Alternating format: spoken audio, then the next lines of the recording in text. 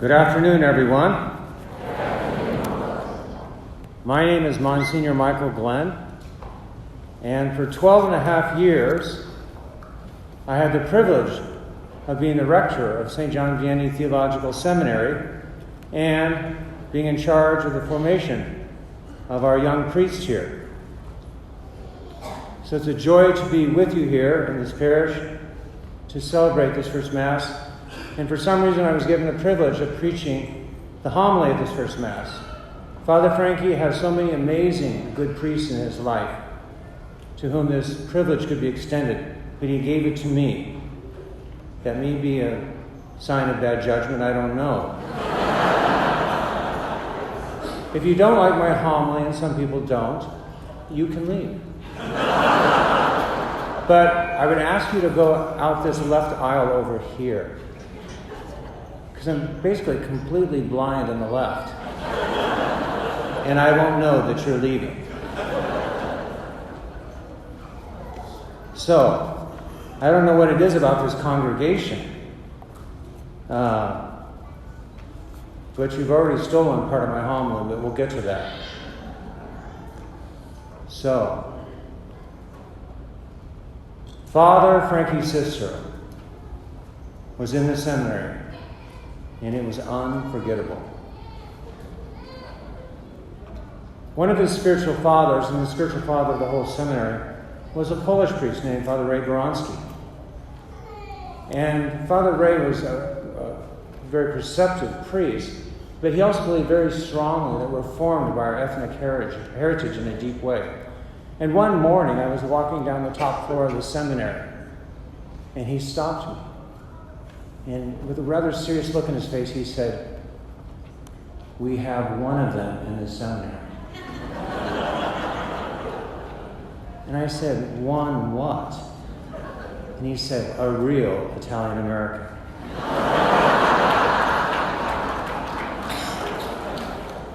Shortly after that, I met Father Frankie Cicero. Found out a little bit about what an extraordinary background he brought to the seminary. First, he'd been a personal trainer. He'd been a bartender. He had a deep knowledge of prayer. He also was a wicked Italian cook. And he had a big effect on the seminary.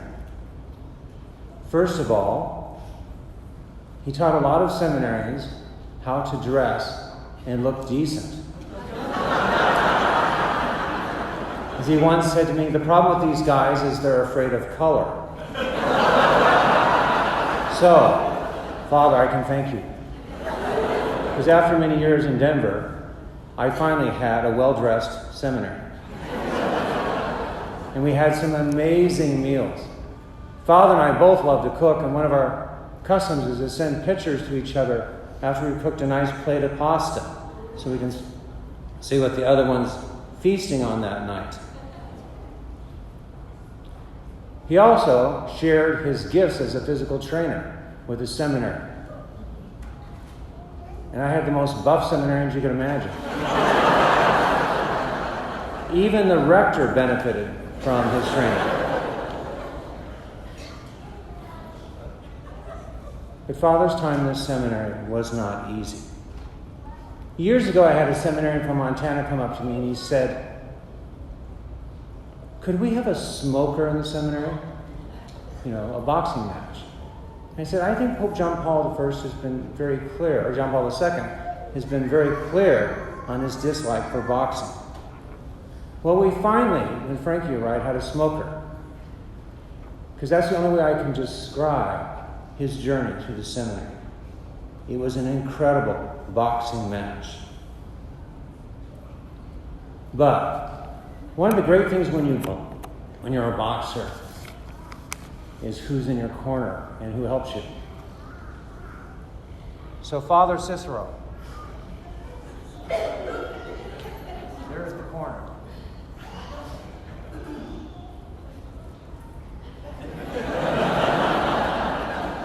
You are the people that kept encouraging him and kept him in the midst of the battle. Now, the first letter of Timothy reminds us that we're called to fight a good fight. Now, boxing is organized in rounds. And yesterday at the cathedral, a bell went off. And a new round of the battle for Frankie Cicero will begin. His first round was marked by incredible human suffering. But when this bell went off, as I said, there's a new round. This time his blows will be against the evil one. And as he swings, he still needs your prayer, that the sacramental grace that's been placed in his body and in his hands in a particular way will be let loose. Now, most boxers, when they leave a ring, have blood dripping from their hands. And soon, Father Cicero will have blood in his hands in a chalice as he offers the holy sacrifice of the Mass. But through the sacramental grace in him, he will wage a great battle on the evil one. And those of us who call upon that grace will be blessed. How do you describe Father Cicero? I suppose one guy in the seminary unfairly characterized him as a gym rat because of his love for lifting and being a personal trainer. I think that's a completely unfair characterization. If I had to call him anything, I think it would be much more fair to call him a chapel mouse. And why I say that is I would have never looked for him in the gym, because I knew Frankie Cicero. In the first place, I would always go looking for him as rector was in the chapel, the main chapel of the seminary, kneeling before Jesus. But as good as a personal trainer as he is, he has a much greater gift to offer all of you. And that is, he can be a trainer of souls in the most extraordinary way. He really understands and loves the spiritual life. When he came to the seminary, he was already in love with the writings of Teresa of Avila and St. John of the Cross. In the seminary, we learned ever more deeply what those words meant. So seek him out as a trainer of your soul. He is a man of prayer.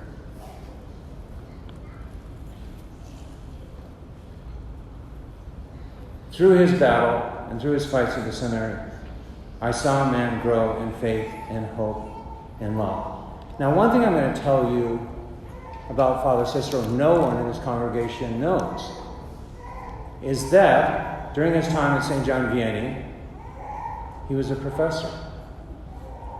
And he taught an elective course. And I took that course. It was a course on human suffering. And those of us who attended the course were those who spent hours sitting at the end of his bed during all the physical sufferings he endured in the seminary. And he humbly suffered before us and explained to us how he bore so much pain and suffering in his human life. Now, I would have never taken that class again if I had the chance. Not because the instruction was poor, but what I didn't realize is that the exam would be horrible. And the exam for me is a year later, I would develop a glioblastoma brain tumor, which is the same cancer that Senator John McCain has. And so my professor showed up in Texas twice at the end of my bed to administer the exam and to coach me through my experience of suffering. And then when my second tumor came, knowing his ordination was getting close, I called him, and he showed up again and sat at the foot of my bed and prayed for me. So, it was an awesome class. But don't take it unless you can get out of the exam.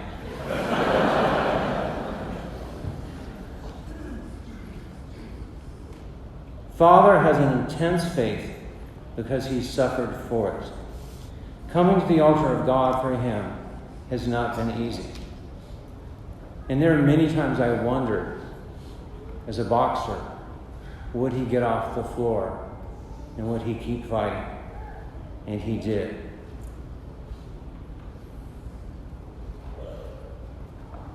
Now, there's two words in the English language that are very similar.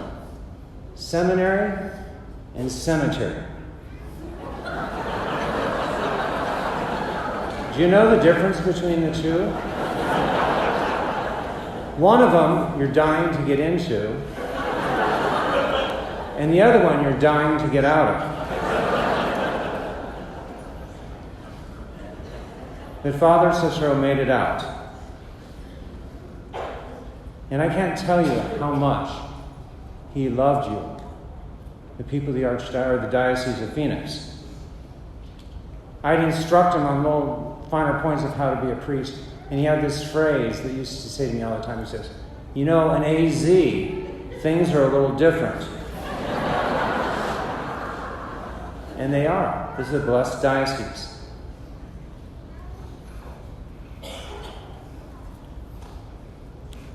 At the end of this Mass, and throughout the following days, Father Cicero will be offering his priestly blessing. And the phrase that you say to the priest is, "Father, may I have your blessing?" So I want to challenge the congregation to pray from this day forward. What is the blessing that God the Father desires to give to you?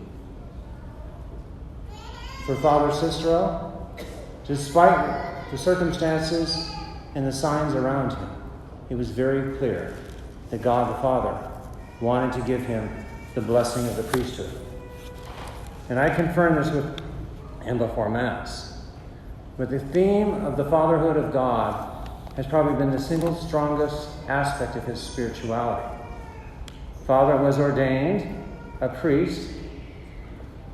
What's that? A deacon on Father's Day. And ordained a priest the first day after or before Father's Day. Right? Something like that. So, this theme of fatherhood and being a father is very, very powerful in his life. Yesterday, something happened in the cathedral. The man before you, you know well. But beg for the faith from God to know that he is different. Because right now, he is a priest of Jesus Christ. So, this is where you stole my line before.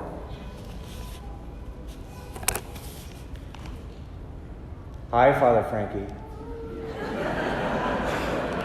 Now on 3. You want to join me? 1, 2, 3. Hi, Father Frankie. Isn't that awesome?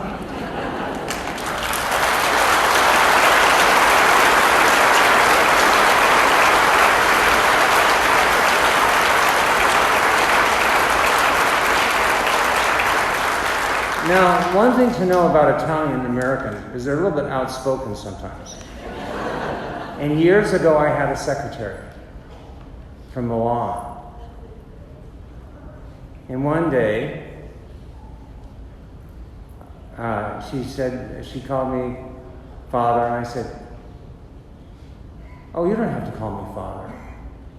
And she said,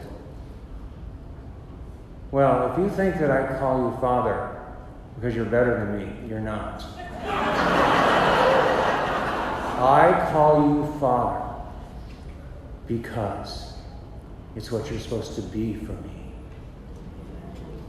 So, may every time you call this man Father, may a prayer rise up in your heart for him, that he can answer the call that is on your lips for the fatherhood of God to grow within him." I said to know Father Frankie Cicero is to know how profound a relationship he had with God the Father. And I want to give you 2 images that help understand this. The first one is a famous image of Christian art. It comes from the Upper Basilica of Assisi. It's painted by Giotto. And it's a picture of St. Francis when he gets in a dispute with Pietro, his father, and Pietro Bernardone. And they go to the town square because his father wants him to renounce his inheritance so Francis can't squander it. And they go there, and he brings him before the bishop and all the people of the town. And it's great for a number of reasons. First of all, the bishop has this scowl on his face as he faces this problem. And it's the face that every bishop in the world has, the look that every bishop in the world has as he faces problems in the life of the diocese. And the townspeople are like, what's going on? And St. Francis's father, likewise, has this shocked expression. And Francis is caught up in this huge controversy. But Francis is the only one that looks to heaven and sees the hand of God the Father reaching out like this to bless him. And he is your patron. In Francis of Assisi, he reveals what Frankie Cicero has done his whole life. He has looked for the blessing of God the Father. The second image came on the day Frankie's dad passed away. And I was in Denver and I felt helpless. I thought, what can I do? I'm not in Phoenix, I can't console him. And I thought, well, I'm a priest. I'm going to offer Mass. And just as that moment, several of the seminarians from Phoenix happened to walk in. I said, guys, let's offer Mass for Frankie's dad. And the thought came to me at that time is, I can offer this Mass and I can give it to Frankie. Because there's only one priesthood. There's only one Jesus Christ. So in the mystical body of Christ, this grace can be transferred. So I told him, I give this gift to you of this Mass offered for your father on that day of his death. So the guys in the seminary had set up an altar and a candle so that we'd remember to pray for Frankie during the time his dad was passing. And so we said Mass at that altar, and I had never looked close at the picture they had placed in the altar. I was brought to tears at that moment, because it was a picture of Frankie's father holding him up in his arms. But what just struck me is I didn't pay attention. He had a fishing pole in his hand, and off it was hanging a fish. And I thought, wow, even then, he had his vocation to be a fisher of men. And throughout your whole life, your Father, because of his closeness to God in heaven, will hold you up ever closer to the Father and call upon that grace. But as I look at that moment, I realized that yes, from the beginning, you were called to be a priest. And God would bring us all to completion in his goodness. So, many people do not have a deep devotion to God the Father. This young priest can teach you what it means to love God the Father. And it's a wonderful grace. Like learning how to suffer, these are gifts that God has given him. And I encourage you, seek him out to learn these lessons. He learned a lot in seminary. Because of the things he went through, he was given some special graces and some special understanding. So seek out his wisdom. I've been a priest a long time, and I still learn many things from this young priest. So I encourage you, go to him and learn. Accept his fatherhood as a priest, and accept what he teaches you through the Holy Spirit, the wisdom that God has imparted to him, which he gathers and desires to give to you today.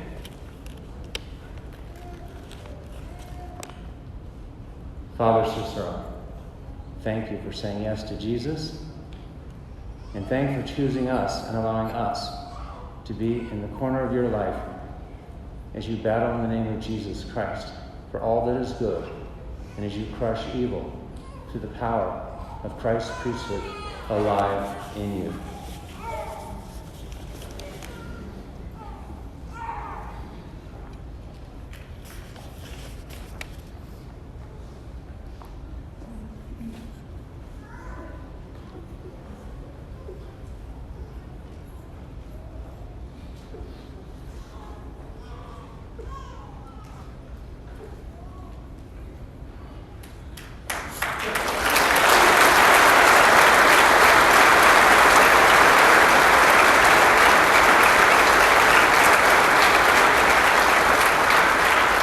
Now, one more thing.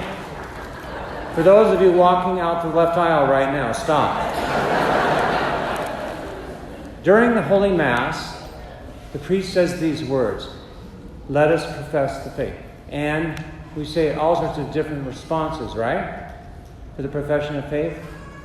Christ has died, Christ is risen, Christ will come again. We make these responses. With our voices, we proclaim the faith. The one thing you need to know about Father Cicero is he proclaims God in his faith in the Holy Eucharist more with his eyes and his tear ducts than he does with his tongue. So when you see that, you see the love of his heart and his love for you as he's given his life and as he's given Christ's blood and body to you.